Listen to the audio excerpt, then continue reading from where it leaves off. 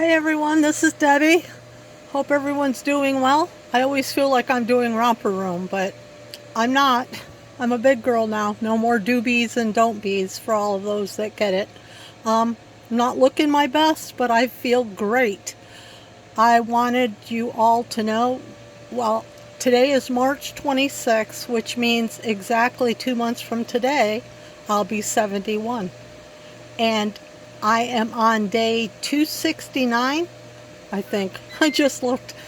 I'm on 269, and like I said, I'm feeling wonderful. I am down to 156.6, and I have lost 18 inches. I guess I told you guys that the other day. I've lost 18 inches. I am so excited about that. I've lost like 4.5 inches in my waist. You can actually see my waist going in, which I don't think I had that as a teenager. I was pretty waist and hipless. I was hipless. When I was a real little girl, I used to push my stomach out as far as I could to make it look like I was pregnant, like 6 years old. How stupid was that? Pushing out my stomach like that. Well, anyway, we've been helping our son get ready. He's packing up and moving. And so we've been helping. I am sore all over. I mean, all over. I can hardly sit down on the toilet. It hurts so bad. And but like I said, I'm doing really good. Not sure if I told you this, but I decided to go back to square one. I'm not BBB&E. I guess that's square one for a lot of you. But I have not had artificial sweetener, dairy, except for heavy whipping cream. Not really had any spices. I'm trying to think of what else. Artificial sweetener. Did I say that one? That one was hard. I love sweet coffee. It was really hard. So I had to decide whether I was going to give up coffee because I didn't like it, or if I was going to learn to like it with just the heavy whipping cream. So I've decided I'm going to try to like it with the heavy whipping cream. But something else I realized as I was drinking it this morning is I'm assuming that coffee with heavy whipping cream breaks your fast. I had never thought about that before because I usually have that like at 9. So from here on out, starting tomorrow, I am not going to have my coffee until after lunch. I don't need it to get up. I don't need it to wake up. I just have always liked the taste of it. To me, it's a whole sense of living in the woods, in a cabin, with a great cup of coffee sitting outside and just enjoying nature. So drinking coffee just seems cozy to me. And I guess that's it. So including no dairy, no cheese. I've not had any cheese. So I just wanted to tell you I'm feeling great. Oh, and when I went to the doctor's last week, my blood pressure was 106/77. And the nurse said to me, "Wow, you're living a good life." Man, that was really good to hear. But anyway, I'm doing great. I just wanted to catch you all up. I also wanted to share the end of that story that I've been sharing, my personal story. I ended up telling you that I had gone deep into the gay lifestyle. I was smoking. I was drinking because I couldn't live with myself with what I was doing. And I just started to feel hopeless. And there was part of me that didn't care, but there was also a part of me that did. I need to look up like this. My neck looks so much better. Look at that. Look at the difference. I wonder if I could call these face exercises. Okay, well, anyway, back to the story. I had decided, I liked where I was. I'll just be honest with you. I told you before, for the first time in my life, I actually felt like where I belonged. But at the same time, my soul, my spirit, I guess my soul, maybe my spirit, maybe the Lord, I guess the Holy Spirit probably put it in there for me not to wander, to come back. So whatever that was, I did hear the Lord's voice again. And I heard the Lord say, "Are you willing to come out?" I thought about it for about a half a second, and I said, "No, I'm not. This feels like home to me. I don't want to come out." And so the Lord said to me again, "Are you willing to be willing?" Huh. That was a new thought I'd never really had before. Am I willing to be willing? Well, I kind of was testing the waters a bit there, thinking, am I willing to be willing? Because I know the miracles the Lord can do, but I felt so attached to where I was. Even though part of me hated it, the other part felt like it was home, like I said. So I said, no, I'm not even willing to be willing. And I heard the Lord say to me again, "Are you willing to be willing to be willing?" No, not even that much. Well, the Lord said to me the fourth time, "Are you willing to be willing to be willing to be willing?" I'm not even sure how many times that went on for, but I felt like it was safe. I felt like that answer in my life was safe, that I would be willing to be willing so that the Lord could get to my heart and start to change my heart and to start to show me who I really am. And it didn't take long from there, actually. The minute I was willing to be willing to be willing to be willing to be willing, how many ever times it went on for, the Lord was able to take that much, this much willingness, and turn me around. Didn't happen overnight at all. I decided if I was going to quit living that way, I might as well quit smoking and drinking too, so I stopped it all at once. I started taking really long walks and crying. I would pray, walk, and cry. I would call it crocking. Sometimes it was just down to a crawl, but I would go out and walk and walk and walk and just bawl my eyes out. But I stayed willing. I knew I had laid it down, the lifestyle and the cigarettes, and it wasn't easy. It wasn't easy, but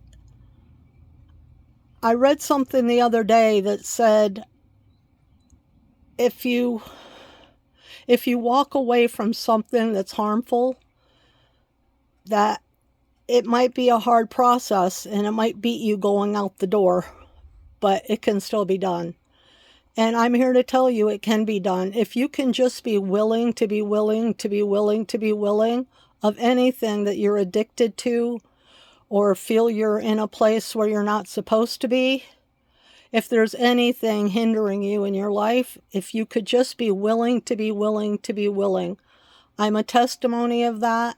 It took a while to get over the craving of cigarettes. In fact, I would still love one, but that's just not what's best for me. I've told my whole family if I get to be 92, I might take up smoking again.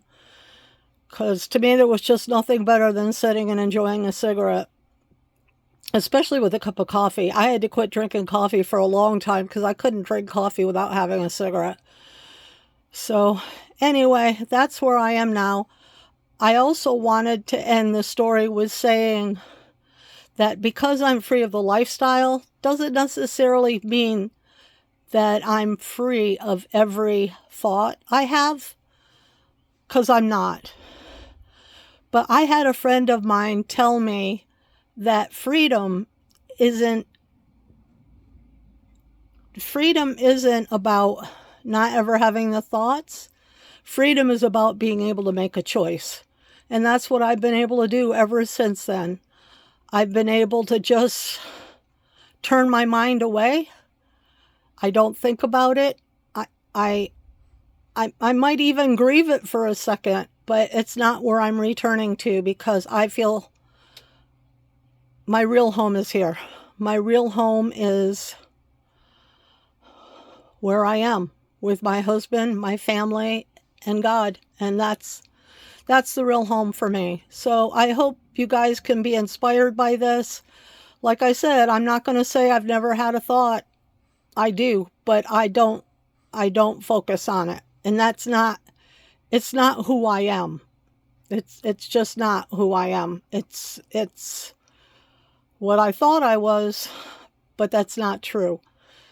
So either way, I'll finish up just by saying that Dave and I were restored then in 2006. And has it been great ever since? Nope. Oh, I was going to kid some of you, though, and tell you it's not the same Dave. That would have been super funny. So I met this new Dave. No, it's still the same Dave. He still started off the very first time we met saying about how he likes watching the moonlight. Nope, that's not him. He started off, well, you know what? He said that night, but I should have known in our 4 months of dating that he was not that guy. He was not that guy. David is a guy who will do anything for me. He loves me by showing me things. He will cook the meat. He'll walk the dogs. He'll do the dishes. He'd actually prefer to do the dishes.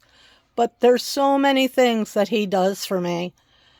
And there was a time when I nagged him and nagged him and nagged him. I said, I just would like to go out. I would just like to go on a date. I would just like to know that somebody finds me attractive. If you could just say you look nice. If you could just say, I'm glad we're married. I just, but that's not him. And you know what? We've been married 47 years and about 4 months. I'm tired of trying to change him. There's absolutely no reason to. And I need to learn, and I have learned that that's how he gives love, by helping out, acts of service. So I try to give him that same love, that how he gives, and I try to do things for him. That is the last thing. No, wait. I'm not saying I don't like him doing things for me. I really do. But I would so much rather have words of affirmation. So anyway, you guys give me that. My husband doesn't, but you do. I have friends that give me affirmation.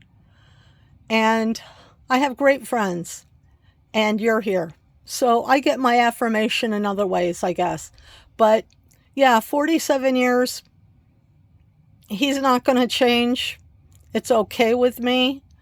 I will actually say that our physical intimacy died back in 2006. He said he couldn't handle it. But I want you to know, even though I just told you that, I don't hold it against him. I'm 71 at this point. Sorry, guys, for the look of disgust. I'm okay. I'm okay. We've become really good friends. We enjoy a lot of the same things. We love traveling. I don't know what I'm going to do without him. I've already told him I don't even know how to make a cup of coffee like he makes it for me. I don't know how to cook the meat. I think I could figure out how to drive this bus, because it's really just a van. So, hey, Coco. You guys want to see Coco? There's Coco. There's Coco. Hey, Coco. You're such a good girl. I know, you're such a good girl. Where's Henry? Here, you want to say hi too? Where's Henry? There he is. Say hi over here. Say hi, Henry. You're such a good boy. You're such a sweetie boy. Okay, enough of the dogs. Oh, they also meet a lot of my needs. They bring me joy. They cuddle with me. They lick me. They lick my face. They cuddle. They can sense my moods. So, you know, if you guys are living in a place where it's just drudgery or every day is the same or something, I'm not saying get a dog, but I am saying find something that brings you joy. I hung up a string of lights in here that are white lights, and at night when Dave turns the lights off and turns those on, my heart just jumps every single time, and I tell him, oh, that's just beautiful. It brings me so much joy. So whatever it is for you, find that, because there's lots of ways the Lord will meet the needs and desires of your heart, even if it isn't the way you thought. So that's it for now. Talk to you guys all soon. Bye.